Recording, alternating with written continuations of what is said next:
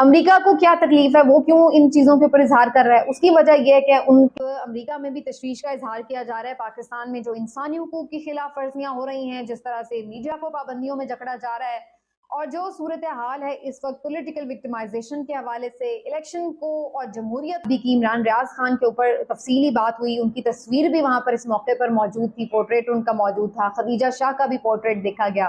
इसके असरात क्या होंगे?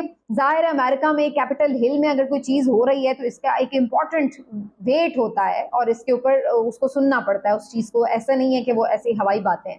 अमेरिका को क्या तकलीफ है, वो क्यों इन चीजों के ऊपर इजहार कर रहा है? उसकी वजह यह है कि उनके जो वहां पे ब्रैड शर्मन से बात हुई है, उन्होंने भी ये बात कही कि अगर पाकिस्तान में कुछ होता है तो उसका बराह रास्त असर जो है वो जाहिर सी बात है रीजनल कंट्रीज पे होता है, रीजन की सियासत पर होता है, और फिर वहां पर जो होगा सिचुएशन अगर पूरे रीजन में खराब होती है, कुछ मसले मसाइल होते हैं, तो उसका जाहिर है बराह रास्त असर अमेरिका पे भी आता है।